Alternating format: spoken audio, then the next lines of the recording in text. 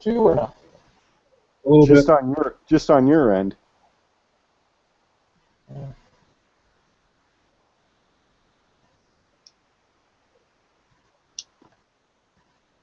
We are live though, huh? I'm going to shut it down and start over.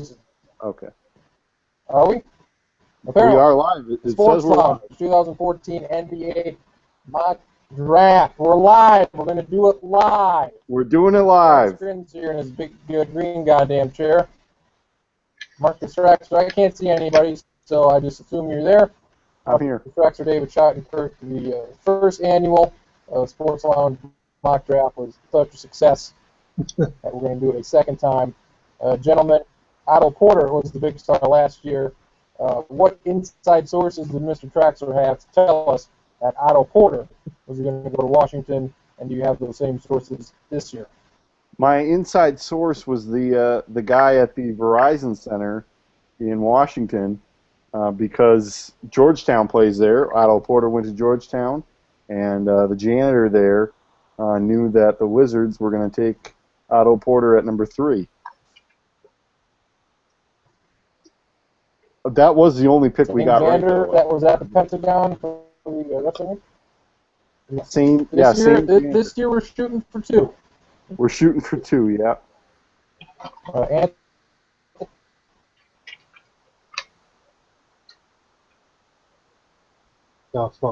Anthony Bennett last year was the big surprise #1 pick after Nerlens Noel dropped.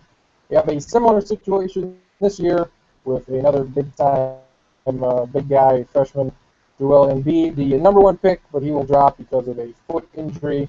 So it's between Wiggins and Parker, and I believe Mr. Schottenkirk has the first pick, or Mr. Traxler has the first pick. Somebody's got the first pick, so let's start there at #1. Cleveland Cavaliers for the third time in 4 years. I have the first pick. I believe they'll take Andrew Wiggins of Kansas. I'm not sure that that's the right pick long term. I know you guys both like Jabari Parker. I think Wiggins and Parker will have very good careers, similar careers maybe as far as number of All-Star games and the like. So I think Wiggins, because Cleveland does not need a point guard / shooting guard like Jabari Parker. Wiggins should fit in there nicely. That leads me to the second pick, and obviously it's one of those two. I'll take Parker. I think it's a perfect fit. Milwaukee needs a true scorer. They get a couple of guys. A young team. He's going to be probably the most polished right away, the most impactful on the offensive end. His defense leaves a lot to be desired, but over the next 10, 12, 14 years, he's going to be an all-star. He's going to be a very good player, and one that will look back and say it was a good pick. And #2 and ready to go. Would you go the same way, 1 and 2? I personally would take Parker 1. What do you think Cleveland will? I do. I think Gilbert doesn't want to miss on the impact right away. They're both going to be in 2, 3, 4 years. They're both going to be superstars. But I think Parker has a more impactful season this year. They're looking to get to the playoffs, and that's what they need. Well, I look forward to us getting these gimmies wrong then. These first 2 picks. Yes, I got Philadelphia at #3. They took Noel last year. He dropped quite a ways. Joel Embiid is there. Would they take another big guy with some injury history here, back-to-back years? I'm going to say that they will, so I'll take Joel Embiid, #3, to Philadelphia. Michael Carter-Williams, the Rookie of the Year last year in one of the worst drafts in modern times so far after 1 year. So they'll take Embiid and pair him with Noel, and we will see if that works. #4, the Magic will happily take Dante Exum, the Australian. That's a scary situation in Orlando with Exum and everybody's favorite Victor Oladipo. That could be a very good guard situation there. as Schottenkirk has some sort of hieroglyphics that cannot be read. I think that's something superstar. Hashtag superstar. Okay, good. Dante Exum, I think he has a good potential for a very good career, and Orlando's going to get a good crack at him. Orlando's putting some pieces together. I truly believe that. Number 5 for me with Utah. They got a lot of bigs, but I think they take another one. Noah Vonleh from Indiana. Explain, Mr. Schottenkirk, explain your love of Exum here. Yeah, going back to Exum, I firmly believe he's going to be the best player in this draft. Wiggins, Parker, and Exum are 1, 2, 3, pretty close, but you look back another 15 years from now, I think Exum's going to have the best career. I compare him to Scottie Pippen on the defensive end and a little bit of Kobe on the offensive end. That's lofty praise for being 18 years old, just turning 19 in a few months. But 6'6", a point guard, probably be a shooting guard in the association. But he's polished. Scouts been on him for 4 or 5 years. No, he didn't come over to college. If he would have, he probably would have been that consensus #1 pick this year. Regardless, I love his game, his tenacity, has a good shot from outside. So overall, well-rounded. He's going to be, in my opinion, he is a Hall of Famer when his career is over.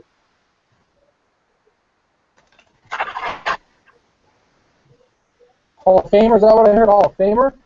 Hall of Famer. Mark it down. That's my prediction. That's the he's going to be one of the better players that we've seen in a long time. Christ. Holy Christ.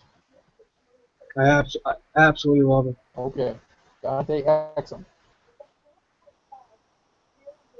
Do you love him more, or do I love Johnny Manziel more? Oh boy, that's tough.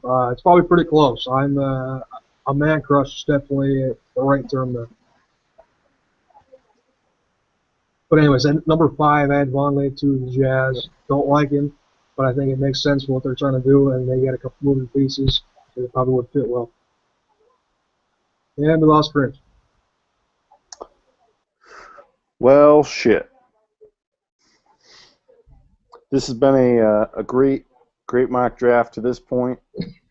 For the record, I had Boston taking Joel Embiid, number 6, if I were to have Boston's pick.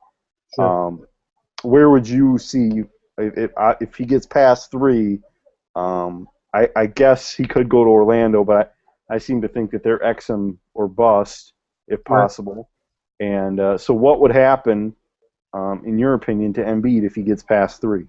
If he gets past 3, he goes probably to Boston's a good spot. There's no way he gets past 7. That's far as it falls. Boston or LA is going to take him if he's there. I guess we'll wait just a hair for Kriens, but I have a feeling. I think it's interesting. Kriens, are you with us now?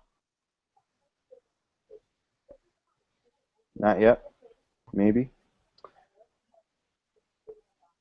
Boston, Los Angeles, 2 blue bloods of the NBA, right next to each other, 6 and 7. Kriens, can you hear us? No, he can't. Puts a finger to the screen. He can't hear you. He can't hear me. Okay. Should I just keep going then? Yeah. All right. Who do you have Boston taking at number 6? If the way everything broke right now, I would say either a Marcus Smart, put alongside Rondo as a shooting guard, even though he's more of a point guard. Maybe I put a number on. I would probably take Julius Randle. With the way our board broke. Embiid's obviously a fit, but Randle, in my opinion, is like a Zach Randolph type. Somebody a pro body ready to go and be in there and get 15, 10 points pretty much every night. I think 6 and 7 for the Celtics and the Lakers could be flip-flopped either way.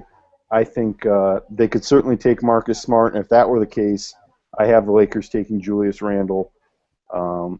Or it could be the other way. Boston could take Randle. I think Marcus Smart would fit in fine with the Lakers. You being a Lakers guy, what do you think of a potential Marcus Smart pairing? I mean, he would fit in behind Kobe, but obviously a top 7 pick, you're going to want to play him.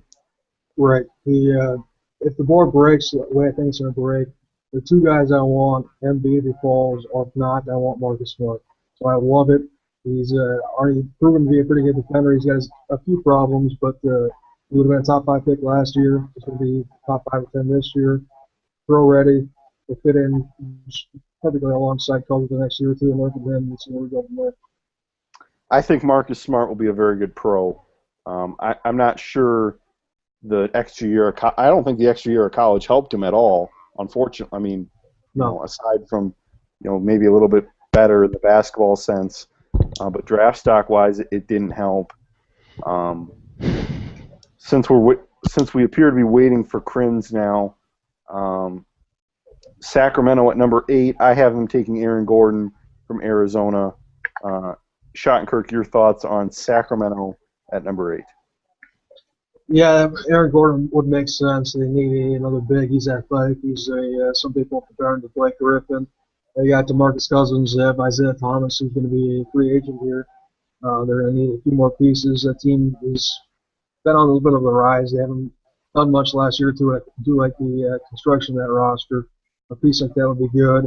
Another guy to keep an eye on would be probably like a Gary Harris from Michigan State, a shooting guard. If you're going to lose Isaiah Thomas, you don't want to replace something in the backcourt, and Gary Harris would be a very good piece to add there at number 8. I agree. I think they pick a guy of similar stature there, somebody who can play, who can rebound a little bit, but still has some quickness on the outside. Kriens, are you there? Not yet. Number 9, I kept looking at this and I thought it was New Orleans, and it is not. It's Charlotte because they have the new logo back. Travis Kriens has indicated that Rodney Hood from Duke to Charlotte at number 9. I have them down for Doug McDermott. I'm curious, Schottenkirk, what do you have to say about Charlotte? That's one of the most interesting picks in the draft to me. It's kind of off the radar a bit, but I really like what MJ is doing on there with that. Again, roster construction, a few pieces make the playoffs this year. Al Jefferson, they're going to have some cap space. I would look at Hood's a decent. That might be a little bit of a reach yet. I look at like maybe a Nick Stauskas from Michigan, a shooter, or Doug McDermott as well. This is interesting because I also feel like Zach LaVine, UCLA, will be in play at number 10 for Philadelphia, but he's one of those guys who is flying up the draft board. Where do you see a guy like him falling in this draft? For me personally, he's probably not even a top 20 guy. I think he's a bit overhyped. He's just an athlete right now. He's really not a basketball player. I would be comfortable with him anywhere, let's say 17 at Boston or a little bit later than that. I'm not comfortable with him this high point yet. I think the reason I've seen him in other mocks, and I'll freely admit I base my picks on what some other people have picked. Nick Stauskas is also a candidate for Philadelphia here at number 10, and I would say that he's a lottery pick, Stauskas. But with Levine, he fits Philadelphia's mold of drafting athletes. I mean, Right. Nerlens Noel, for 7 foot, is a pretty good athlete.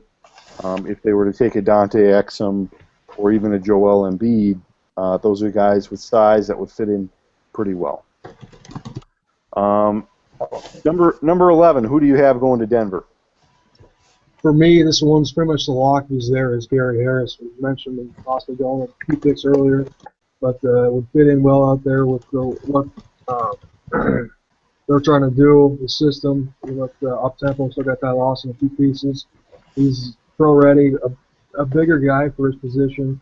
Will probably be able to defend pretty well out of the gate. It's just a matter if he can develop an outside shot or not.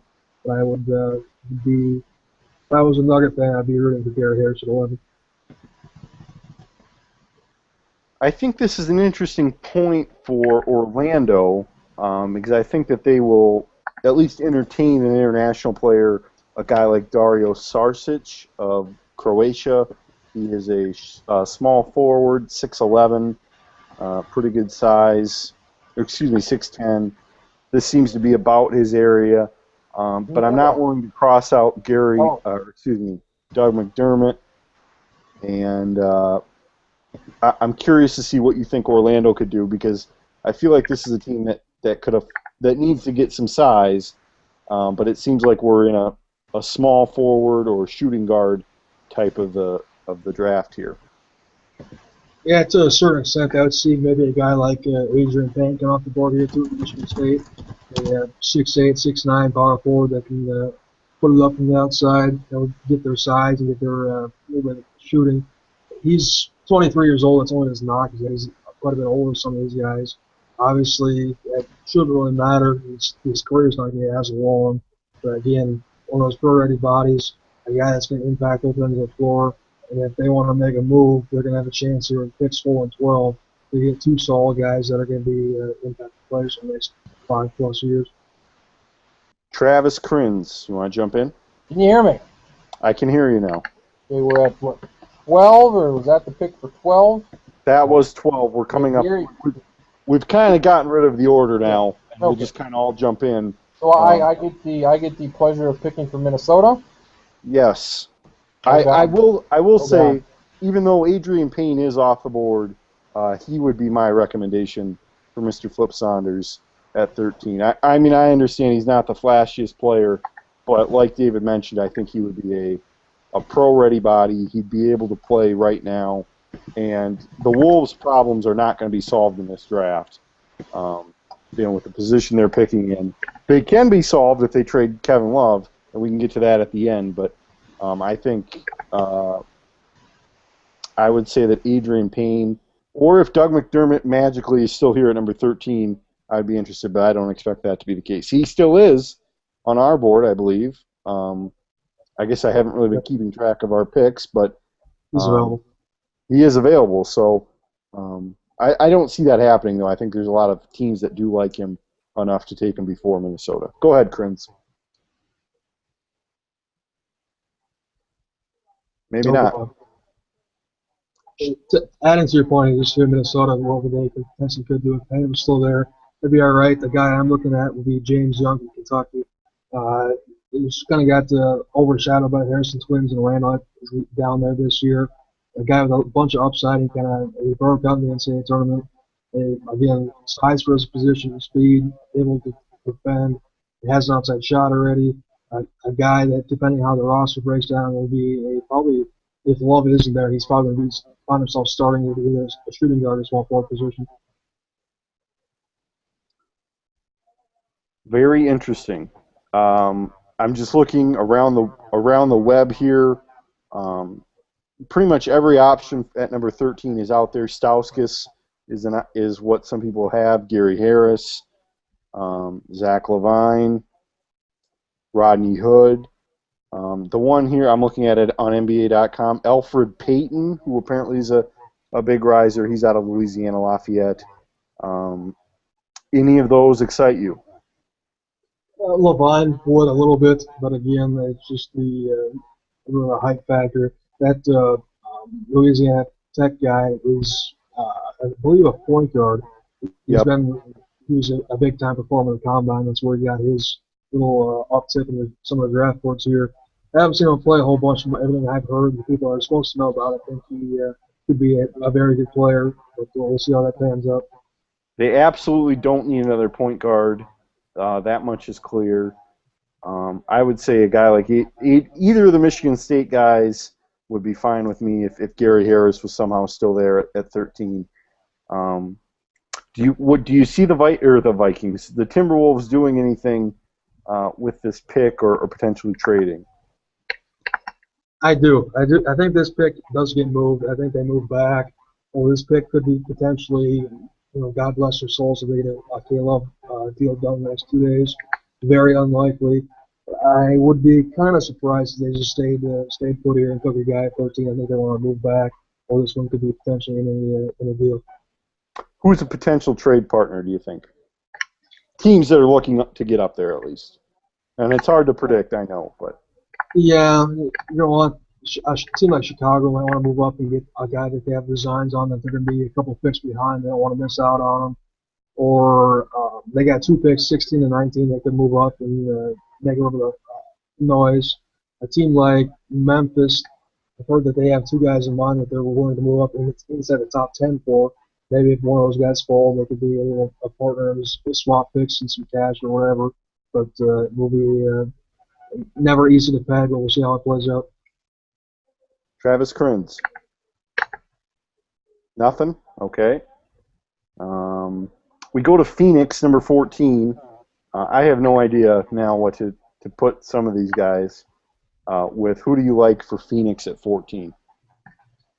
For me, it's Kyle Anderson, a small forward out of UCLA. We talked about Levine. We talked about Anderson here. They need a small forward, and there's 1 of 3 guys I have in mind. T.J. Warren, North Carolina State, had a massive game in the NCAA tournament, massive 2 games. It was up and coming all throughout the year. You look at his numbers and look at his size. That could be a guy. But then Kyle Anderson fits in that system a little bit better, and I think he has the potential to be probably one of the top 5 or 6 players in this draft. It's just a matter of him getting an outside shot, into form soon enough, and actually being willing to defend. 15, Atlanta. Have we done anything with Nick Stauskas officially? I do not believe so, but this has been a little bit all over the place. So I think, I don't know what we settled on for Charlotte at 9, but I don't know what we settled on for them either. But we'll put a couple names down, and if we get one of those right, then we can count that. I think. Got it. Here's the question from Travis Kriens. He says, "Where does the drop off in talent?" And maybe we can cut it off right here too, and just talk about the draft in general. That might be a little easier. We'll leave it up to Mr. Schottenkirk. But where does the drop off in talent begin? Is it in the top 8? Is it in the top 10? The top 12? I would say, looking at this, it seems to be, and I guess it depends on how. To me, it does depend on how far Embiid goes. You say not past 7, so I would say top 7 or 8 picks. That's where the talent is at. And then after that, there's probably a noticeable difference in quality of player. Yeah, the top 8 is pretty clear from Aaron Gordon on up, Marcus Smart, Embiid, Wiggins, Randall, Parker, and Exum. But the gap between 8 and 12 is not huge, but there is one, and then after 12 is where there's 12 guys, and then after that there is a distinct fall off, in my opinion. Who is the can't miss player in that top 8? If I had to peg one, I would go Dante Exum. Just a slight advantage over Parker and Wiggins. I would say Jabari Parker is the can't miss player. I think Cleveland will take Wiggins because I just think that's what's going to happen. But I don't, it's hard to say. Who is the potential bust in that top 8? In the top 8, I would say Aaron Gordon at 8 would have the biggest bust factor. Not Noah. Well, it's one of those 2 guys. And with Gordon, people are comparing him to Blake Griffin, but he's nowhere near the same caliber athlete. He has the same type of game. He's not nearly as explosive. I'm not sure he can develop into what Griffin has the last few years. Noah Vonleh doesn't do anything for me, but again, he's 18, 19 years old. He's got the body. If he goes to Utah, he's going to have a pretty good coaching staff to work with bigs and see what they can do with him. He did put up decent numbers in Indiana his freshman year. I just wasn't overwhelmed by anything he did. He does everything okay, but nothing great.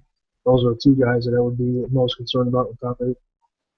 I would say Noah Vonleh is the guy I'd be concerned about, in part because I think just the name recognition part. He doesn't seem like the guy that should be in there. That's not fair to him at all. But that is what is leading me to that. And I think Utah is kind of a wasteland team right now, where there's not a ton going on. You can correct me if I'm wrong there, but I see it being an uphill climb if he's going to be one of the people that's got to lead them out. Yeah, I absolutely agree. They're kind of one of those teams the last 2 or 3 years that you think they would have had a start by all the top picks that they've had and a little bit of improvement, but they've stayed neutral and haven't done very much at all. We're only 1 year removed from last year's draft, obviously, but I've seen already Trey Burke. You know, he's in Utah. He's a potential trade guy for a different team for different teams. Who are guys that were in last year's draft that you can see being moved? Who I can see being moved? Yeah. It's awfully tough with the way the contracts are. Burke has been mentioned. I've seen that as well. Searching the memory banks here, looking through the last year's top few picks, and Well, Travis Kriens throws out Marcus Carter Williams or Michael Carter Williams, excuse me, as being a potential move guy. What do you have to say to that? yeah, yes and no. Philadelphia has been moving and checking. They got Sam Hinkie in there as GM, who was with OKC for a few years and has been known to make some pretty big moves. I would think that if they're going to do that, they'd wait and at least have a play out this second year and see what happens. But Trey Burke, a guy that I could see and didn't do anything, is Alex Lynn in Phoenix. We pegged him as a massive bust last year, and he has been only a year in, obviously. But they're going to want to move on. They're going to find a different big and get him the hell out of there. One guy who's not in the lottery or not expected to be a lottery pick that you like. For me, the biggest guy that's not going to be a lottery pick that I like is an international guy, a power forward from Switzerland, believe it or not. Clint Capella is going to be an impact player right away in the defensive end. He still has a very, very raw offensive game, but he's been playing for the world teams and all these different events, the AAU circuit and whatnot. Over in Switzerland, he was named Player of the Year at 19. It doesn't say a whole bunch, but 6'10", 211. He's putting on weight. He has hops to get out of the gym. If he can develop a 10 or 15 footer to go along with his post game on the block, he's going to be a guy that I think in 2 or 3 years' time could be a potential double-double guy with a couple blocks. He's got all the potential in the world. Go ahead, Kriens. Glad you can join us. I had to take a breather there. There you go. Shabazz Napier and PJ Hairston are two guys that I think later in the first round for Napier and early second round for Hairston, guys that can come in and have solid careers, I think. I would agree with the Shabazz Napier tabbing the selection. I think Cleanthony Early, Wichita State, potentially a guy who could be a very good long career player in the NBA. And I also think Tyler Ennis, depending on the team that he goes to, could have a nice career in the NBA. Going back to the Carter Williams trade, the thing that I've heard the most is going to the Lakers at 7, which would fit the Lakers since they need a point guard. And I'm not, I guess you could look at last year's draft was very bad, and this year's draft right now a lot of people seem to think it's very deep, where the 6th or 7th pick this year would have went number 1 last year. So I don't know if you trade Carter Williams for the 7th pick, depending on who's there. If you get Exum at 3, would you play those two together? I'm not sure, but how much does that depend on who they pick at 3, whether they would trade Carter Williams later on? It absolutely depends on if they take it 3. If they take Exum, Mike Carter Williams is definitely in play. Moving up to 7 with the Lakers would be interesting, though, because if Marcus Smart's there at 7, the Lakers are going to take him. They're not going to move him no matter what. Marcus Smart's the guy right now. But it's interesting, something to watch out for. I have no opinion on a potential Lakers Michael Carter Williams trade, but I do agree that I think the whole draft really does hinge on that 3rd pick. We kind of mentioned that at the Open, but we mentioned any teams that are maybe looking to trade up.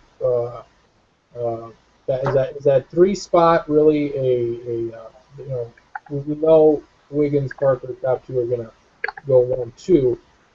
Is that the 3 spot or that 4 spot? Is there a spot in the draft where that's really coveted as far as a team looking to trade up? The 4 or 5 spot, if anybody's going to come back from the teams and put something together and get in, they're going to want to get in there. Assuming the 2 are gone, whoever goes at 3, move up and maybe take a stab at Embiid if he's still on the board. or somebody else that they really like. I think Utah at 5 has the most potential of anybody near the real top to make a move back. Kind of the big trade that's been rumored that I guess Chad Ford from ESPN tweeted it out that Cleveland got an offer from Orlando for Aaron Aflalo plus the number 4 pick and the number 12 pick for the number 1 pick. If I'm, that seems about right as far as each team getting something worthwhile. Uh, what are your thoughts if you're Cleveland and you were offered that? Is that something that you would do? Want to run through the details on that one just one more time? Number 1 pick goes to Orlando, and Cleveland would get Aaron Aflalo along with the number 4 pick and the number 12 pick. So you move down 3 spots there. You're kind of looking at Wiggins and Parker, and if you like Exum, questionable if he'd be there. You got Irving already. Right. If you like Embiid a lot, if you like Embiid and you were going to pick him 1, you could potentially drop down to 4 and still get your guy. Plus, you pick up a 12, and then you pick up a pretty good shooting guard. So. Yeah, that's interesting because if they do that, I think that's a sign that they're in love with one player, and I think that player is Dante Exum for Cleveland, and they're afraid to take him at number 1. But if they could move back, get a player, and still get their guy, they're going to have all of a sudden they'd have just an absolute bevy of different guys in the backcourt that could play at a high level. If that happens, you look at it, a guy like Dion Waiters, who I've fallen in love with the last few years, as getting traded out of Cleveland, probably on draft night as well. Something that big happened because they couldn't find time to court for all those guys. I see that being a potential problem when you consider if it's Irving, Exum, Aflalo, and that's your Waiters. 1-2-3 right there, though. But I mean that's quite a bit of sharing the ball, and I know that I guess Exum's going to be your non-ego guy because he won't be there long enough to really have a say. But Aflalo and Irving are going to expect to play quite a bit. Cleveland too.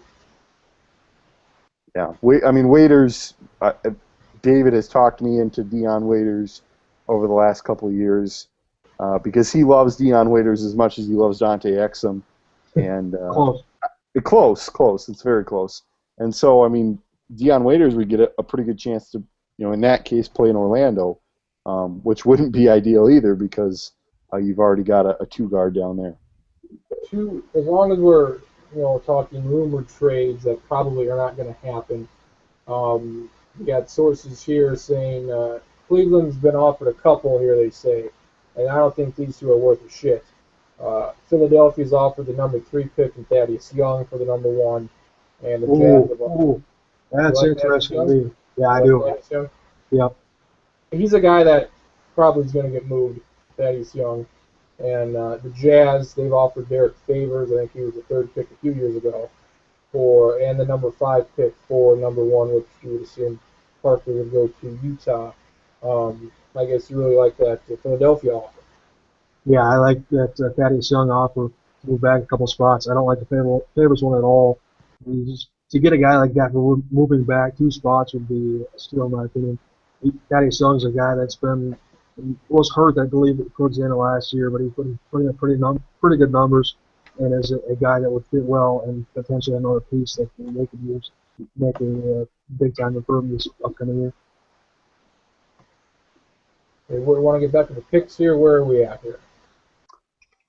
I think we're at 15 or 16. We have kind of abandoned the pick-by-pick format at this point. How about we just go through the rest of them and we all give our opinion on a couple guys that we might like? Okay. I liked Elfrid Payton, the point guard from Lafayette. For the Bulls at 16, they need a point guard. I'd like them to re-sign DJ Augustine. They didn't sign Nate Robinson last year. They had a pretty good playoff for him 2 years ago. He got injured anyway. So Augustine really was probably their best scorer, best offensive player once they picked him up early in the season. They need a point guard because Derrick Rose, we just don't know. And from what I know about Peyton, he seems to be a guy that's a true point guard that doesn't need to shoot the ball to get involved in the game. So he seems like one of those picks with the Bulls, a hard-nosed guy So hopefully he's still there at 16, and if I'm Chicago, I would be very happy if he was in my pick. Gary Payton's kid? It's his nephew. It's his second nephew, yeah. Okay, good. He's Ricky Stan's brother, actually. So. Oh boy, No, that doesn't seem right. I think I agree with Chicago. I've been hearing that's who they've been falling in love with the last few days. Anyways, I was telling Trax a little bit earlier that I haven't seen him play a whole bunch, but I heard that he did well at the combine, has all the measurables, and that would be a good fit in behind Derrick Rose there.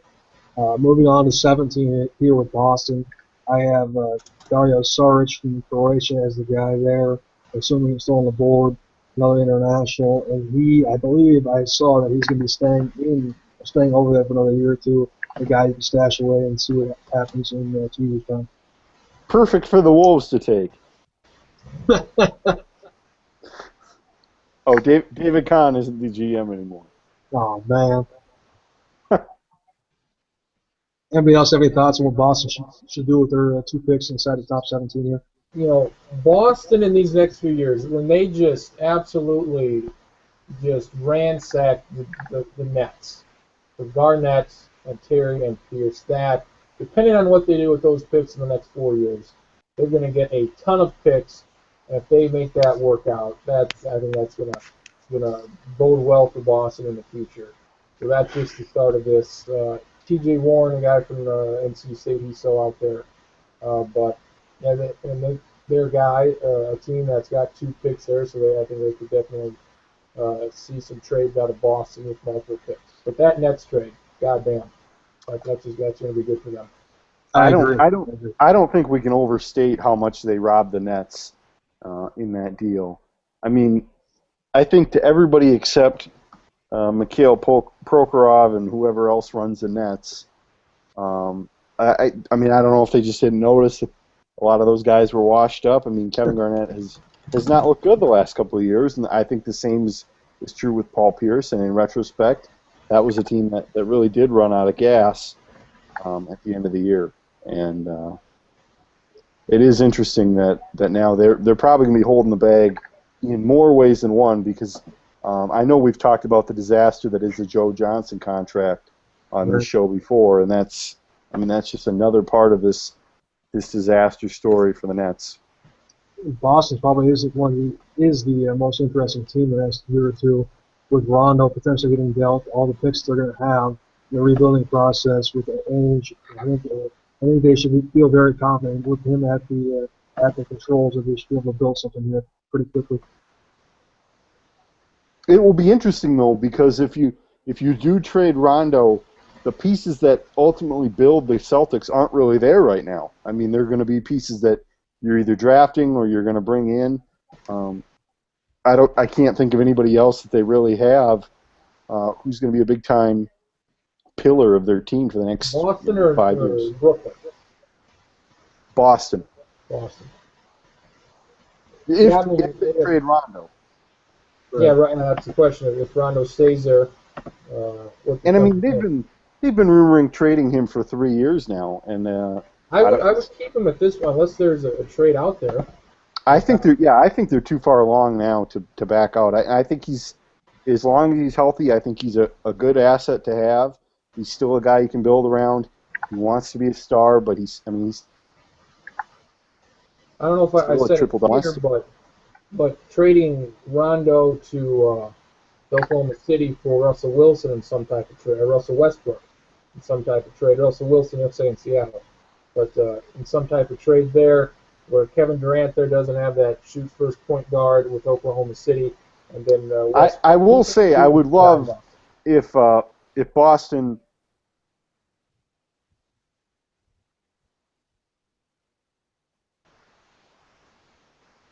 Evidently, Boston's off the map. Yeah, I think he froze up. But again, like we've been saying, it's going to be interesting how it shakes out. I think we lost it there for a second track, so you're going to hear the end of that thought. But Russell Wilson to Boston because of Supersonics. Cool. Sure. The football, baseball that would be one. that would be one more way that Oklahoma City could somehow screw Seattle. Nice. So It took me a while. It took me a while to come up with that thought, but yeah, you got it. Okay, thank you. Boston gets the first round picks in 2016 and 2018. So the Nets should be somewhat respectable, probably a playoff team next year. So good for Boston to get down the road there, 2016 and 2018, some first round picks, which I would hope would be a top 10, another coup for Boston. Just want to go through the rest of them here real quick and see any guys that stand out we can comment on. But Phoenix has number 18, a guy that I mentioned, Clint Capella from Switzerland, be a perfect fit here. Defensive guy right now that can develop a offensive game. It's probably a project that one that would be more than willing to take a risk on, because the upside is there in my opinion. 6'10", only 215, 220 pounds. He's putting on weight, and his footwork is some of the best in the draft. Phoenix is a team that has always been one of those teams that has puzzled me as to they have no real direction. And this probably doesn't change that, but we'll see. Probably the most surprising team last year. Almost won 50 games, almost went to playoffs. They were one of those teams that you expect, along with Philadelphia, that were, I guess, people thought they were tanking to get one of those top two guys. But they almost went to playoffs. Jeff Hornacek, he did a real good job there. The touch of the face, or they do the free throw guy. So, Eric Bledsoe, good player. The Dragic, point guard, solid year, got a chance to play for once. So, Phoenix, always been a somewhat of a Phoenix fan, but they really screwed themselves years back, trading away all their draft picks. So they'll have to cover pretty bare there for a long time. 19, we got the Bulls again. Kriens is the resident Bulls fan. What do you think they do with their Well, let's see. If we're taking the point guard at 16, they need a shooting guard. We'll see if they get Carmelo or Flalo. I hope they get one of those. I like Shabazz Napier there. Point guard, shooting guard, undersized shooting guard. They're kind of a Ben Gordon type from Connecticut too. I like him to be a guy coming off the bench there. They need scoring, and I think that a punch off the bench there with Napier. I like a pair of guards for Chicago. Yeah, I think that'd be a very good pick. That leads us to number 20, and Marcus has adopted the Toronto Raptors this past postseason. What do you think they position in need at one guy you think that they might be interested in? Who's there at 20? It's interesting because they did put together quite the run, and this is actually a place where two of my I guess sleepers do sit. So I will go with the Tyler Ennis pick at number 20 for my Raptors. Again, a good pick. Just more depth in this draft. These guys have been named the last 5, 6, 7 picks here. Are all guys in other years that could be potential top centers. It's just the cream of the crop. They're just not quite there, but again, it's probably solid pros. Oklahoma City at 21. That's interesting. Their experiment with Westbrook and Durant. Another year or two here, if nothing, they don't get a title, they're going to be moving on. We'll see what they do. They probably need another big. I have one guy in mind, but he's probably will be long gone at this point. That is Jordan Adams out of UCLA, I believe. Yeah, Jordan Adams out of UCLA, shooting guard, offensive firepower. Not exactly what they need, but I think a guy that they might think about.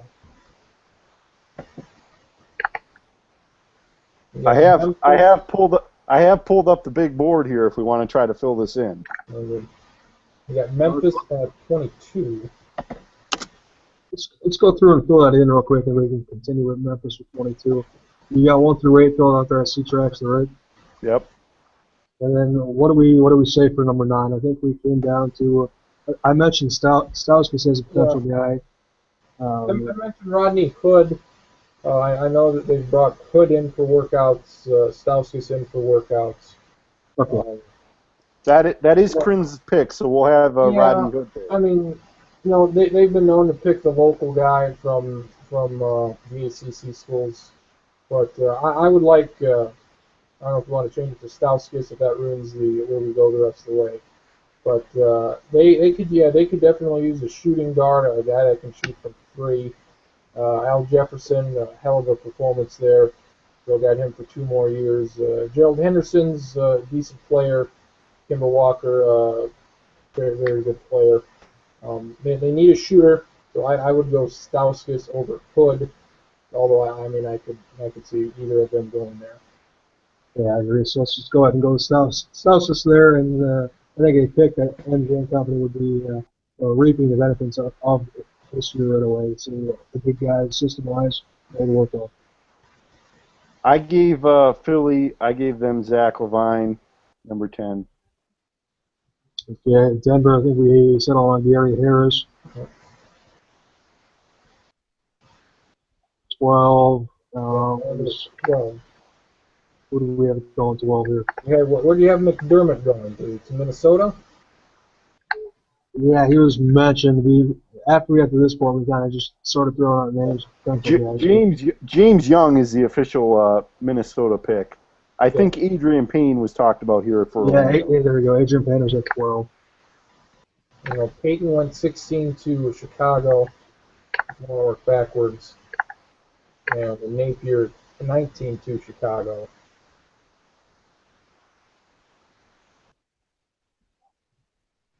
And we had Phoenix at 14. That was Anderson, Kyle Anderson. Right. Atlanta at 15. That was the Nick Stauskas pick, but we put Hood there. We'll put Rodney Hood there. That makes more sense in my opinion. I think Stauskas is going to go before Hood, so we probably might have a chance to get one of those two right. Peyton at 16. Boston. I mentioned T.J. Warren with Boston. I think. Yeah, I threw out. David had the pick there. Yeah, I threw out Dario Saric from Croatia as my guy there. Maybe store him away from either two and bring him over as a little bit more physically ready to go.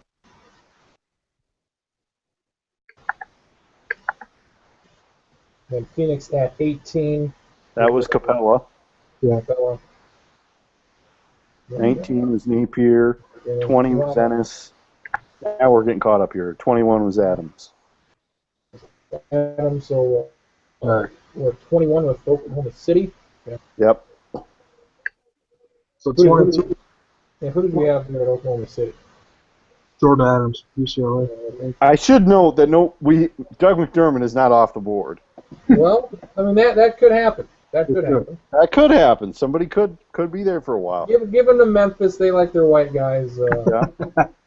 Replacing Mike Miller. It's everybody's gonna make the connection to the 3-point shooting white guys from the high mid majors. Those guys usually have not worked out. Adam Morrison first comes to mind, and then Jimmer Fredette comes to mind. Although Jimmer really hasn't had a chance to play a whole lot. Where does this? He's bigger. I think he's more diversified than those two guys. He can do more. Where do you see his projected career going? For me, it's interesting because of his size factor. I think he's going to be a little bit more ready to go and not have to learn how to realize that he has to do more things than just shoot the ball. But at the top end, he could be an improved version of J.J. Redick off the dribble. J.J. Redick's actually been making improvements in the last year or two and been more aspects to his game other than the outside shooting. It'd be interesting to see if Doug can do that a few years quicker. But just a slightly improved version of J.J. Redick is probably my top end for him. I think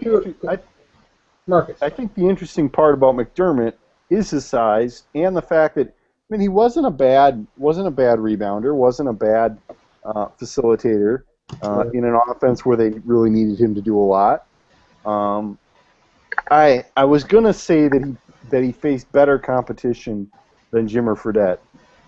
I'm not sure that that's truly the case, but it feels like that might have been. And they didn't play the same position. McDermott is a good shooter. But him just sort of being a 4 in college and probably going to have to be a 3 in the NBA, I think makes things interesting. I think he's got a good potential for a career in the NBA. Maybe this is a bad example. I feel like he might be a better shooting Jalen Rose from the fact that he'll be on a lot of different teams and he'll be able to do a lot of things well, but he will not be a standout player. You get the award of the night because you compared him to a non-white player. Well, I mean, I think it's a little unfair to, I honestly don't think he's like Morrison or Fredette because he's got a lot more to his game than those guys did. I'm interested to see the draft coverage. I'm sure those two names will come up. I want a black comparison to this white player. That's J.J. Redick. I mean, it makes sense since if you are a white player in this league, you're either probably a pretty good size at 7 foot or you can shoot pretty well. It's either, there's not a whole lot of raw, talented white guys out there, great athletes, a few and far between, so they fit a certain mold. I would put McDermott in there. I mean, I don't think he's a slasher by any means, but if you had to put him on the post, I think he'd be able to compete a little bit. Other than that, I think his game might be challenged quite a bit in the NBA, but he can shoot and he's got the size. I think that's a big advantage for him. Moving on to 23 then in Utah. Is P.J. Harrison still on the board? He is. I think that would be the guy then. I think he could go quite a bit higher than that, probably 15 or so.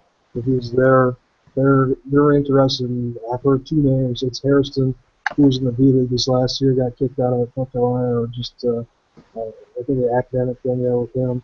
Go figure, UNC with good problems the last few years. It's either him or another ACC guy, KJ McDaniels from Clemson. I think Harrison's obviously a better choice, and would make a lot of sense there. I've got some steam here on Charlotte at 24. Word is Mitch McGary is high on the radar for the Hornets. So we're going to go Mitch McGary at 24. I like it. I had him pegged as potentially a guy for OKC at 29, but that would make sense. Because I believe Josh McRoberts just opted out of Charlotte as well, didn't he? Yes. It would be good to get him back. He played pretty well. Yeah. But I would say Mitch McGary or Johnny O'Bryant from LSU later on maybe. But they need a big guy. They got Al Jefferson. That's worked out. Bismack Biyombo from Africa. That has not worked out. He's been playing limited minutes, a limited amount of experience. It's just try to dribble the ball here, and he's been playing 6-7 years now. But they need a big guy. Right? They have enough guards, enough small forwards. But you get a McGary to punch some people in the face, I think that'd be good. Officially, Houston is going to go with C.J. Wilcox to Houston. Ooh. Not a fan, huh? I mean, I could see it, but I would be, Sure. For me, I would be surprised if C.J. Wilcox was a first rounder. Well, be surprised. All right, if you get it right, I'll give you a round of applause or a cookie or something next time I see you. You owe me more than that if I get that right. Okay, all right. So that leaves us Miami at 26. I got pretty good inclination that they take Jarnell Stokes, power forward of Tennessee. They got exposed in the finals not having enough quality bigs. I think he fits that mold. 6'10", he's 20 years old. And was a double-double machine down in Scratchville, Tennessee, in their run in the NCAA tournament. I think that would be a good, very good fit in potentially a championship piece that they didn't have this past year, assuming that the Big Three come back. Would he take a Udonis Haslem spot if he doesn't come back? Yeah, that would be a good comparison, and also Joel Anthony that wasn't there this year. That kind of was a big thing on the bench, tried some defense, and I think that kind of roll to a mix between the two. Yep. We got Phoenix at 27. This is their second pick here in the first round. Let's see here. This is the pick from the Pacers in a trade. Phoenix. What do we got here? For me, another one of these picks I've got a pretty good feeling on is Jeremy Grant from Syracuse. 6'8", do a little bit of everything. A guy that Boeheim got his hands on. His numbers weren't overwhelming, but again, his father was a decent player for several years. Harvey Grant played for Philadelphia and Portland in the late 80s and 90s. He's got the bloodline. Um, it's all about fit for him. His upside's there, but he's going to need some more coaching before he becomes an impact player. You have the Clippers at 28. Who did Phoenix take? Who did we have them taken with their first pick? Clint Capella. Well, they've taken Kyle Anderson at 14, and then Clint Capella at 18. Jesus Christ, they got 3 picks here. My God. Yeah. Is that right? Yeah, 3 picks. Yep. 14, 18, and 22. Jesus Christ.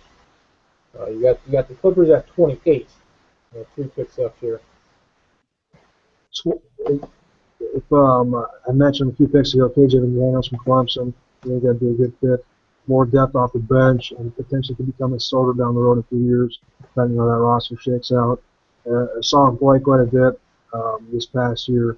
Do like his game. He didn't have much around him at Clemson, but was able to, a couple of the more well-known guys at the ACC was able to body him up pretty well. He played very well against C.J. Warren, a guy that's thought of to be a top 15 or so pick, a guy that's a good value at this point. What's that?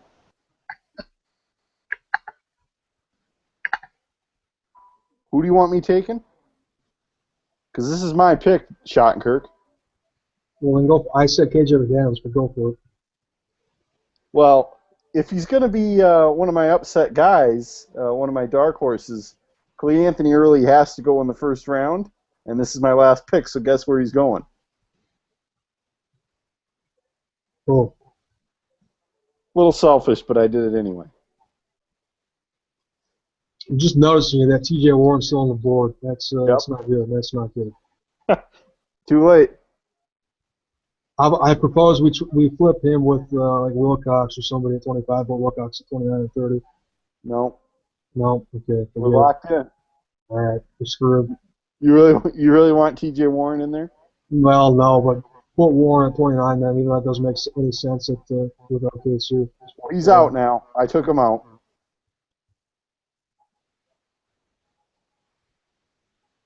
Bang. There you go. That's still too low for T.J. Warren, but whatever.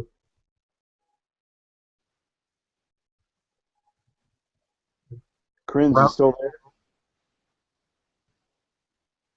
Nah, hello? He's gone. Houston, hello? All right. Close it out here. Close it out. KJ McDaniels, 29 now, Oklahoma City. Just got done talking about him. And the big guy from Bosnia, that Neric or whatever his name is, center, a guy that the San Antonio will find the gem. He'll become the next superstar because that's just what they do.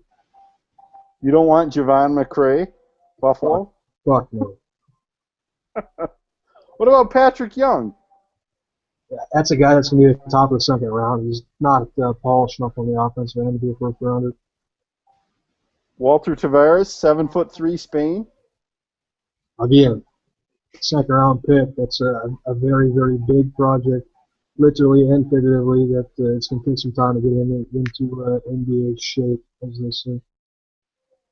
Yeah, you're right, though. You can count on the Spurs taking some sort of international guy at the end of the first round. Travis Kriens, hello. You can't hear us. God, this is awesome. This is the best mock draft in the history of mock drafts. We're doing good. Travis Kriens, hi, hello. No technical problems, no can't hear each other, no random-ass picks we don't know very much about, but we're rolling. We really should have stopped after the lottery. Well, I think it's about guaranteed we get more than one right, though, like we did last year, so it's all right. Watch us miss the first two, and then that'll be great. Yeah, Park will go one and Wiggins will go two, and I think it'll be fun. Yep.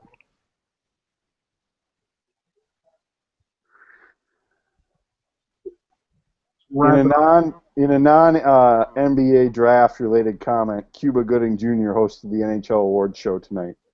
Oh, Jesus Christ. Do you think Cuba Gooding Jr. has ever even been to a hockey game? Do you think he's ever put on a pair of skates or ever does he I, know what hockey is? I don't think so. I don't think he has. So that's just great.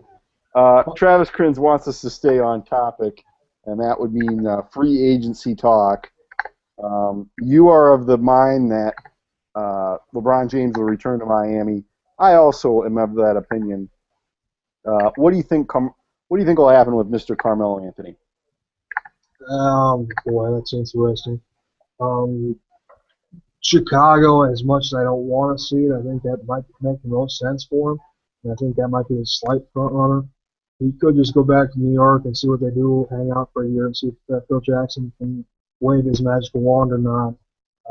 Chicago, Houston, New York. With Houston, New York, we're kind of tied for second.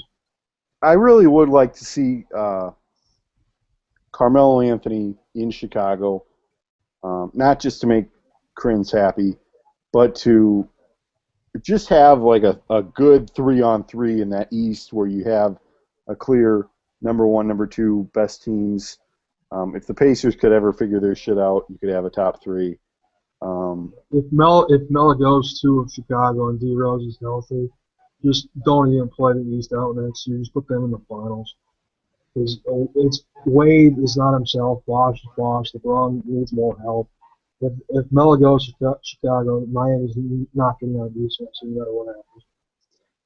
Is it the problem with the cap that's the hold up with Miami, or is it just that those three guys ultimately are going to want to stay and that they're not going to have any room?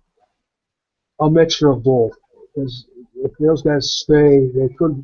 There are scenarios where they could all stay and take another pay cut to reduce money to get a fourth guy in there, such as Melo. Right, but that's a lot of money. I mean, I think we've talked about on this show before, it's not everybody takes $3 million a year less. We're all taking $10 or $12 million less, right, per year or something like that. Right. Oh, the other option is, I don't know if Mickey Aronson is willing to do this, but it's been talked about. They could pay these guys more and go pretty deep into the luxury tax and pay penalties and come out for a pretty big deal. I don't know if Aronson's going to think that's worth it to win another title or two and potentially not make any money in the process and fall. I can't see that being the case. I mean, right. Any owner is in it to make money, and if it defeats the cause, especially, I mean, say what you will, the Heat, they're still an Eastern. I mean, they're still a title contender. There's still a chance that they get to the final. You have a few more things break in the right direction. Now I know I watched the finals; they played like crap, but I'm just pointing that out for posterity's sake, so that we can at least have some sort of discussion regarding that. I'm going to float this out there about LeBron. I have been pretty well sold that he's going to stay in Miami with the might add a piece. The last few days, I've had a thought, though, that there is one thing that makes sense to me, that it has been talked about. You probably heard it too. A potential signing trade with him to the Clippers for Blake Griffin and other pieces. You put LeBron with Chris Paul and the other pieces they have out there, DeAndre Jordan, and the bench. That would be a championship team in the West if something that big would happen these next few weeks. That would be amazing. I mean, that would be.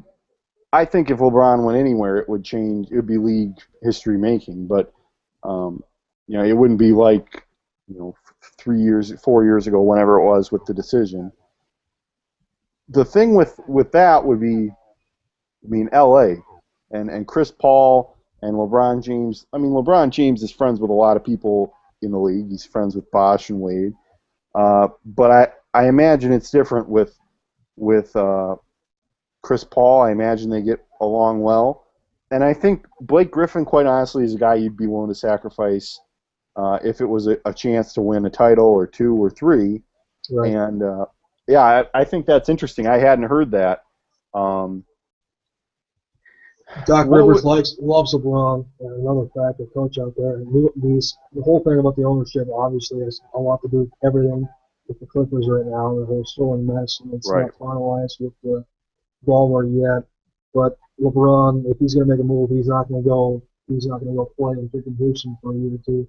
He's going to go to a market like Los Angeles if he makes another move, which I still think is probably a less than a 50% chance he doesn't end up back in Miami. Any chance he goes to Chicago or some place like that? Nah, no, because that would. I think the universe would explode if he went to Chicago. Oh, he's trying to go to Chicago and win like Mike did there, and that whole comparison is his entire career has been. He didn't bring it on himself. It's just okay. He might have in a few ways, but I'm kind Right. of a LeBron apologist in a sense. But um, I think Melo obviously is a lot more in play for Chicago than he is. I think one interesting way to look at this is that there may not be anywhere for LeBron to go. When you look at, Well, there's always a place oh, well, for sure, there's always, but a legitimate title contender with a couple pieces already in place where they have the room to fit his huge contract in. Right. I mean, I can't think of very many places that would be able to fit him in. I think a sign and trade like you mentioned with the Clippers. Um, I don't know. What do you think about the chances that he goes back to Cleveland and we're all dead wrong about all the speculation? I think it was a great story right around the lottery, and I mean, I suppose there's always a percentage chance that would happen. But I mean, I think he is legitimately past that. I also think that the Clippers, maybe not Dan Gilbert, who ultimately is going to make some key decisions, but I think the Cavaliers are probably past that because they have a real chance to get something done without him. I mean, whether that's winning, I don't think it's winning an NBA title, but it's make some headway with a guy like Kyrie Irving, who, I mean, frankly, the window's closing right there, like it was with LeBron. The other hot button issue that we all probably have very strong opinions on is Kevin Love. For me, they absolutely have to pull the trigger on any deal they can get, assuming that it's somewhat resemblant to the one that they apparently got offered from Golden State. Um, Flip Saunders has been in my doghouse for years already. Never liked him when he was here before. Don't like him now.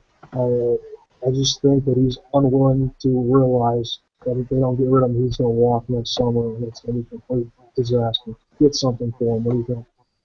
I watched Sunday's show. I agreed with everybody in that the Klay Thompson David Lee proposed trade was an obvious if it ever was offered to the Timberwolves, they had to take it. I'm of the camp that it wasn't offered. It wasn't a legitimate offer because I don't think Flip Saunders has done a good job, even in the short time he's been with the Wolves.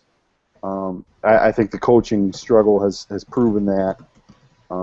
But I think even he wouldn't be able to turn something like that down.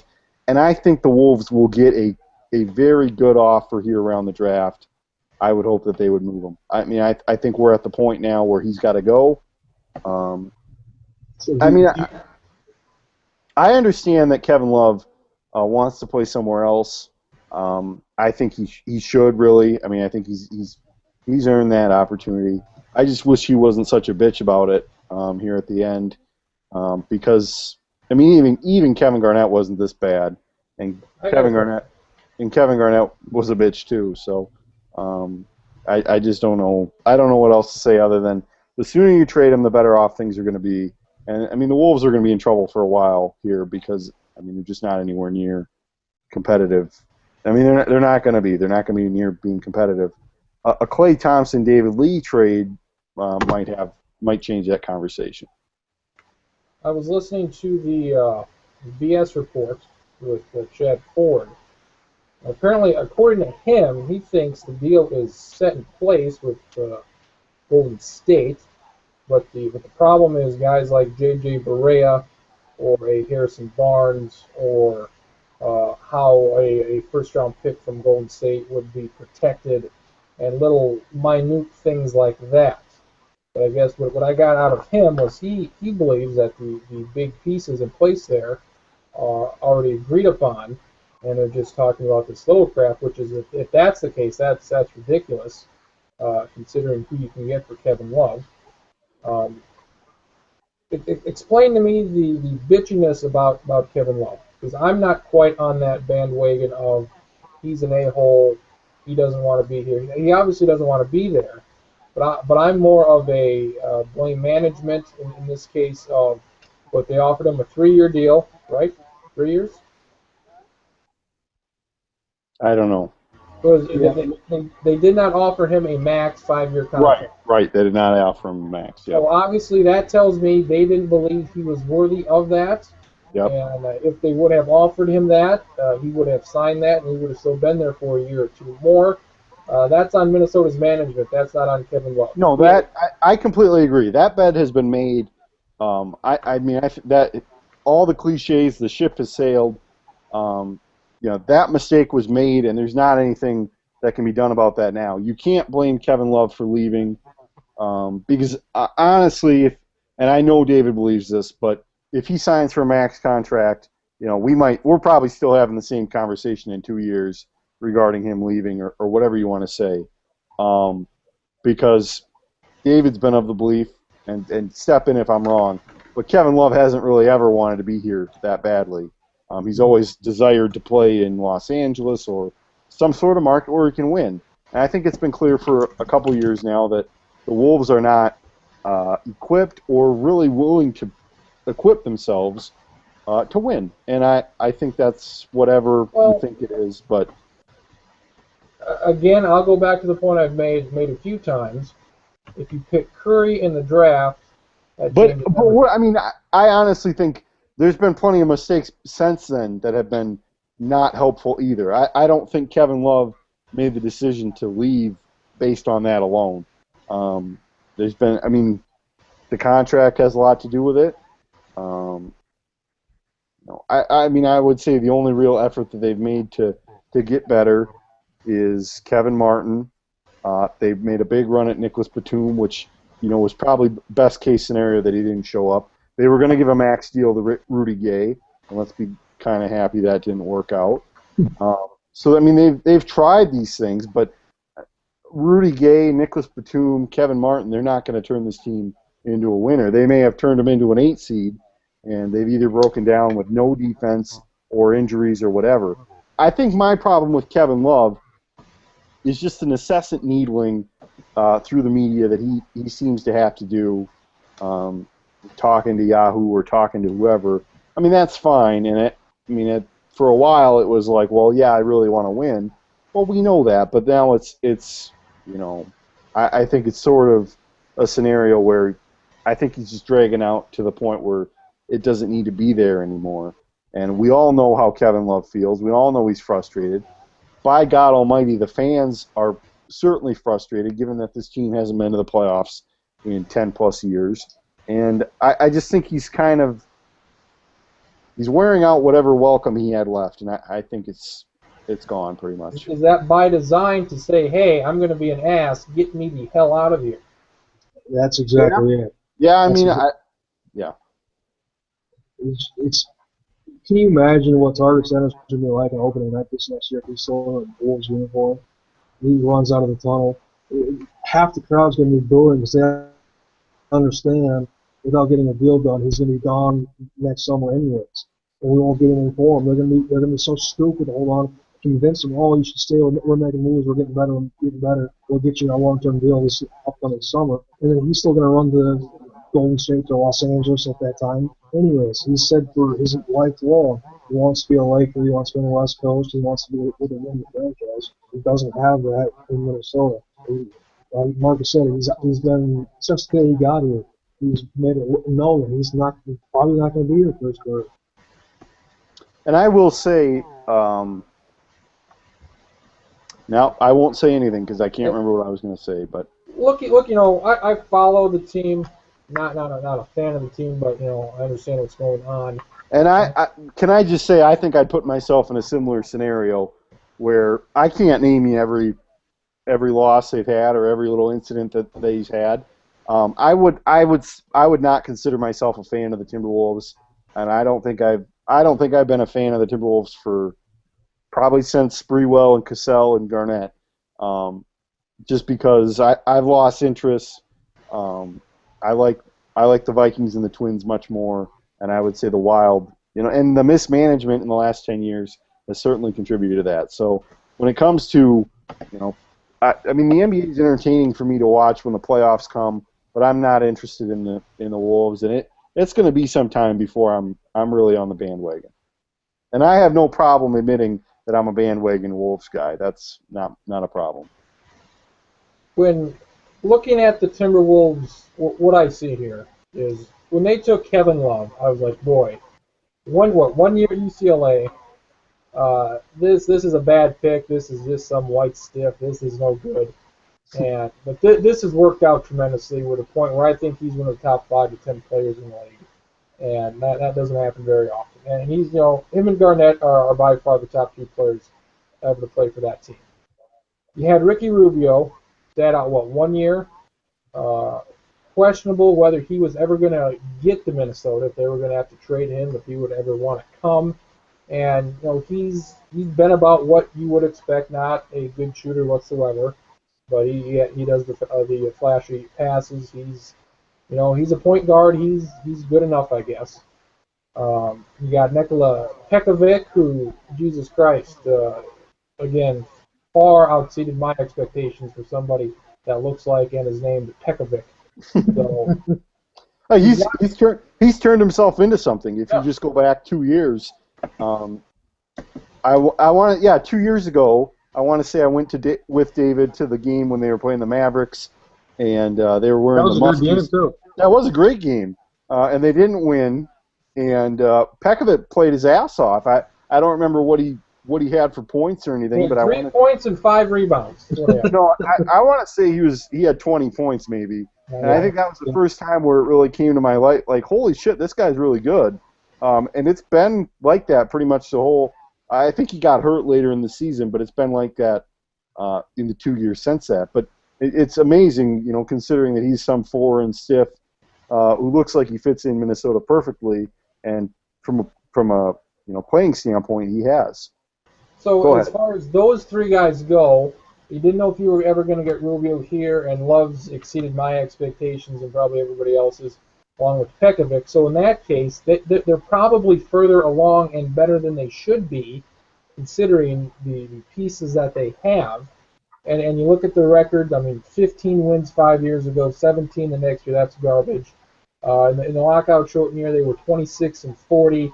You play that season out, they probably win 32 to 35 games there.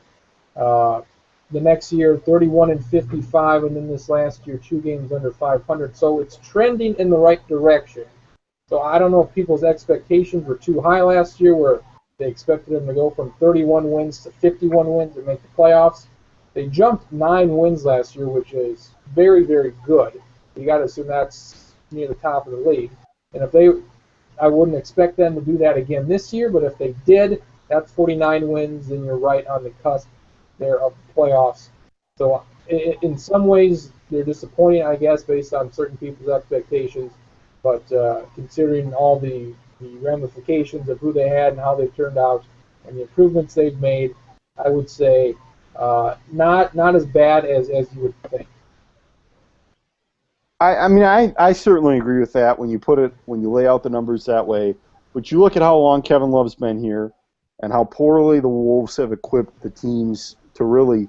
You look at the other teams in the West and you look at the Wolves and you're like, well, they're not that close to being a playoff team or even competitive in any sort of playoff series, and they can't even get to that point where you can see them get swept or get taken out in 5 games by San Antonio or whatever. I guess that would be the disheartening part of this, where they're still so far away in that sort of middle ground between the playoffs and even a good lottery pick. This is the perfect example of that. This year where they're just too far down in the lottery to even be getting a really decent player in this draft. That's eight guys deep, we think, and they're still not that close to making the playoffs because they're in a difficult conference. Another aspect of that is if the Wolves were landing a top 3 or top 5 pick, would that have enough impact on whoever they got potentially sway Love and say, oh, we might have something here. I'll stick it out for another year. I won't be so adamant about leaving right now. We'll see how it goes. Maybe we can make a run, and I'll decide next summer what I want to do. Or does it does just come down to he didn't want to be here no matter what? I think his bags have been packed for quite a while here, and I mean, since we're on the record here, David's been saying this for quite a while. It's been at least 2 or 3 years where he's been saying that Kevin Love's looking to get out the door. There's been points in the past where you think, okay, we're getting somewhere. The Wolves are really putting something together. They looked like a good team at times. I mean, there were points in the last season where you're like, damn, this team's fun to watch, and they are fun to watch. They're also frustrating considering how many games in the last seconds they blew. I look at Golden State. I think we all agree that's the best offer because you get the 2 best players that are going to be offered. Then I look at Boston. They've got a couple picks. The 6th pick and the 17th pick, or what the 6, 13, and 17 is what Minnesota would get in this draft with their own pick in there. Maybe a future number 1 and a Sullinger or Kelly Olynyk or somebody like that. Does that entice you whatsoever compared to Golden State? 2 first-round picks and a rotation guy. For me, it absolutely does. Because 3 of the top 17 picks would be good in a draft like this. And I think a guy like Sullinger would actually be, he's more than just a rotation guy in my opinion. He can be an impact guy, a guy on the block, a guy he's developed a lot, more than I ever thought he would. I think that'd be a nice piece on top of those 2 first-rounders this year. That would be a sign, though, of realizing that you're not going to be competitive with what you get. It's going to be 2 or 3 years before you are back to even the level they were this year, just getting 40 wins. I would say that would be a fine offer, but if Golden State is a possibility, that's the one you have to hone in on. Right. That's the one you have to work to try to get. But I think you also have to assess how close are you right now. And I think even if you swapped, Klay Thompson, I haven't, and Klay Thompson, David Lee, I haven't played with the NBA trade machine at ESPN.com. I know people have been messing with that. I don't know how many more wins you get out of that. Probably 5 more wins, maybe. I have no idea. But, 5 more wins doesn't put you in the playoffs, as Kriens laid out. And, I guess if the guys that you're going to get in this draft are going to get you a little bit closer to longer success later, that might be worth an investment. But I would still stick with Golden State because you might be able to build on what you already have, even if it's only 5 more wins. And again here, Chad Ford of ESPN puts out, this was yesterday, he says, this is the Bulls' offer apparently. This is what he hears. They got 2 first-round picks, so they get number 16 and 19, along with Taj Gibson and Tony Snell. Probably not quite as good as those other 2, but thoughts on that trade-off? That would be, from a Bulls perspective, that would be very good. Yeah, very, very good. Very good. Tony Snell is an interesting guy for me. One of those off-the-radar guys that I seem to always fall in love with. I think he has a lot of upside, a lot of potential. He's obviously not going to see the floor very much in Chicago. But with the other 2 people laid out, I don't think there would be one that I would be very happy to pull to the ground. Taj Gibson, he can be a starter. He could start for me. Yeah, and he absolutely would have to be coming to the Wolves with what they have. He's a serviceable guy, but he's not somebody they're building around, that's for sure. So, Golden State, Chicago, or Boston seem to be the 3. With I would assume Golden State being by far maybe 70-80% the leader in the clubhouse. When do you expect something to get done? If it doesn't get done on draft night, I would say that we're going to be looking at November, December, January next year. He's going to be play out the first half of the season, and then they're going to get less than what they would have shipped out of town at the trade deadline. And that would probably be one of the biggest trades in my memory at the trade deadline. NBA was usually not a whole big huge moves It's the last few years that those have all come in the off season, but I hope to God they get something done on draft. I think this goes to the trade deadline, and I'm not as dark about the value part of it when you get to the trade deadline. I mean, I realize that he's only getting older, and the Wolves are going to get increasingly desperate to get rid of him. But if you can sort of avoid that sort of feeling of desperation, that might help you.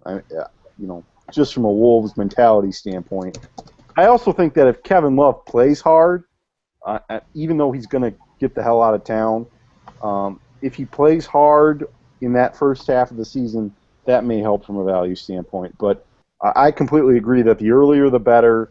And I think if it doesn't happen by Thursday night, then I think it goes to the trade deadline. Because I think, then you get to the point where, okay, if it gets closer to the trade deadline, you may get a bidding war again, and the Wolves might come out okay. Think about it from the other team's perspective, though. If it does get to the trading deadline, are they going to want to risk a lot for potentially 35 games and then still have to sign him in the offseason and convince him to stay there and he could go someplace else? Right. You're gonna have to get that figured out. And I guess I don't know the NBA rules. Can you not do a sign and trade in the season, or what the rules are there? But it's a lot more difficult in the season to do that. Okay.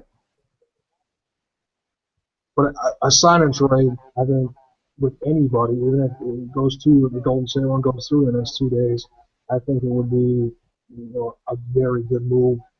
They sign him the long-term deal, send him to Golden State, see what they do with him. Travis Kriens wants us to talk about Luol Deng. I have nothing to say about Luol Deng. Your thoughts on Luol Deng? He's had an injury problem this last year, I believe, but he's one of those guys that been a little bit overshadowed. He's had a very, very, very good career, and he's been in the league for. Don't just say that because he went to Duke. No, go look at his numbers. And honestly, I'm just giving you some grief. All right. A guy that you put him on a crappy team, he put up massive numbers, but potential destinations. Honestly, I have no idea. I think there's several teams that are close that would like to add a piece like that, but might not be able to pay him. He's not going to be around. He got traded to Cleveland this past year. Kind of forgot about that until the last 5 seconds. I was whacked through my memory to figure out where he was at. But a piece that somebody could add and do quite a bit with pretty quickly. Kyle Lowry too. That's interesting to me. I have nothing to add on Kyle Lowry either. Pau Gasol comes up in our little chat window. I have nothing to say about Pau Gasol other than he's not going to be on the Lakers, and he's not going to play with his brother Mark in Memphis. Well, I was going to say, why not sign in Memphis and become? Obviously, they got Zach Randolph in the Wooden World. I know it's not going to happen, but they'll be the Bash Brothers. A guy that Kriens hasn't thrown out yet is Chris Bosh. If he opts, he could be the one guy to leave Miami. Wade and Blanc say they bring somebody else in that spot. He's kind of been the least talked about guy for obvious reasons. He hasn't put up good numbers down there. If you go back 5 years, look at him, what he was doing in Toronto, look at his age, look at the potential shooters, I think we could see Bosh taking this whole spot with the Lakers. I think that's a possibility if Bosh opts out. If you're Chris Bosh, this is the way I look at it. How old is he? 31, 32? Yeah, I think he's just going to turn 32. I look at this being his last good chance to really get paid. Right. Now, of course, he can get paid at the end of the next deal, because NBA players sure do find a way to get paid well at the ends of their career. But I would agree with you. I think he's the most likely to leave. There's also something that makes me think that Dwayne Wade, I don't know why he would leave, but there's something that makes me think that he may entertain it at least. Lance Stevenson, I honestly do not care about Lance Stevenson. Go ahead. That's fine, but Lance Stevenson, he is a big time impactful player for any team in this league. look at his age, look what he did. Yeah, he had his antics with during that Miami series. If you're willing to put up with a few headaches, you could find yourself a gem there. He's just still working his way into his what he's going to be in the association. I think there's about 10 teams that if Indiana doesn't sign him, will be lined up with offers to get him in there and see what they can do. Here's what I'll say about Lance Stevenson. I think he's a good player. I think he fits in a lot of places. I think if you're going to do the antics, they better work. And I think if he puts a few years in, becomes a veteran where he knows what will work and what doesn't, I have no problem with that. That's just part of being in the NBA. It just kind of torques me off when they're losing. They're not going to win. He's acting like an idiot. So he's had a popular run on the internet since the playoff, since he was in the playoffs, but that's not helping him image-wise. Travis points out that Wade is owed a crap load of money, $40 million for 2 years. He doesn't see him opting out for somewhere else besides taking a pay cut for Miami. I mean, I agree. I just look at it from a change of scenery perspective. And, I mean, hey, if you're in Miami, you probably don't want to change the scenery. But and considering that he's owed quite a bit of money and he's played there his whole career, that's fine. I just see it that if the Big Three is going to break up, he may not have a reason to stay other than the $40 million. So I don't think the Big Three is going to break up. I think David's in the same boat. I think Chris Bosh would be an interesting guy to take off for somewhere else. But so gut call. Let's just wrap things up here and go back to the Timberwolves thing. Do they stay at 13 and take the guy there? Do they try to make a move? I don't really know what they benefit from moving up. Okay. I mean, I don't know how you feel, but I feel like it's going to be difficult. They're the type of team that can be in a situation to move down, and I just think that they're not going to gain a ton unless they're moving into the top 8 or the top 5, and I just don't see the Wolves in that market. So that's fine, and I think the focus would be on making the trade that changes things, and that would be the Kevin Love trade. But we'll have to see. Two things real quick. I agree with what you said about moving potential back. Again, they're in the spot. I believe they have 3 second-round picks, 2 for sure, potentially 3. In the NBA draft, second-round picks are absolutely worthless. That's a typical situation for the Wolves to be in. Real quick again, gut call on Love. Is he a Timberwolves after his or no? I think he is. Okay. I agree, but I would not be surprised at least if they got something with Golden State. That's the Nathan Stacken answer. I'm in the same boat, by the way. I would not be surprised if he's moved. I hope he is. I hope it's a Golden State deal. I'm not expecting that. I'm expecting actually some sort of other trade if he's moved. So they'll send him to the Lakers for Paul Gasol, like it's been talked about for the last 3 years. If it hasn't happened before now, I can't see it happening now, but that would be quite something. Kriens, can you hear us? Yeah, I've been hearing you. You just can't hear me. I have two computers here, and the one keeps on shutting off, but I've been hearing the entire conversation. I can hear you now. Yeah, on my one computer, you can hear me. On this other one, I don't know why. This is a smaller backup one. The audio doesn't work. It has before, but not this time. But all right. I've been hearing the conversation. Okay, you get our last word here. Last word on what's going to happen with Kevin Love. Is he a Timberwolf past Thursday night? Yes, but he won't play another game for him. He'll go to Golden State for that deal. That'll get done sometime in the next couple of weeks. But NBA draft, last year's was terrible. This year, plenty of, with the NBA No. No? Last year's was entertaining because that was when we had the Bill Simmons Doc Rivers bitch fight in the second round. I forget that. Now that was tremendous. Nothing quite like that this year, I don't think. I hope the Celtics take somebody that Simmons hates and he has a bitch fit on the air, and it'll be great. I know he likes Aaron Gordon, so he may go with Aaron Gordon to Boston. What is the panel here? I'm assuming Jay Billis will be there. I'm assuming Stuart Scott. He'll host. No, Reese Davis. Reese Davis is going to host. Better. I hope Bill Simmons is there, and I'm sure there's some other guy. Jalen Rose. Jalen Rose. No, that's not great. I can do that. No, I can. Is this confirmed? Is this? I'm pretty sure it's confirmed. I think I've seen it in a couple places. I think this will be a good crew. It was entertaining last year. Jay Billis at least knows basketball, and Stacking doesn't like him. Jesus. We like Simmons here. I like Simmons. I like Jalen Rose. They obviously work well together. I think it'll be a good show. I for one will be listening on the radio more than likely to Mark Castor, PJ Carlissimo, and Ryan Rusillo. I've always been a sucker for radio draft coverage. It's a different feel, especially the NBA draft. It's nowhere near as big of an event as I don't really want to watch the whole thing. So I'll be out and about it, but I will be tuned in listening to it as I do whatever I do on Thursday night. Last year's draft was terrible in aspects of actually good players. This year seems to be the opposite. And with the Embiid storyline of him dropping, that'll be like Nerlens Noel last year. If he gets past 3 with Philadelphia there, then the shit hits the fan there, so that'll be fun. Wondering who's going 1, who's going 2. We know the players just don't know the order. And you got teams like Chicago with multiple picks. You got Phoenix with 3 picks. You got Boston with a couple picks.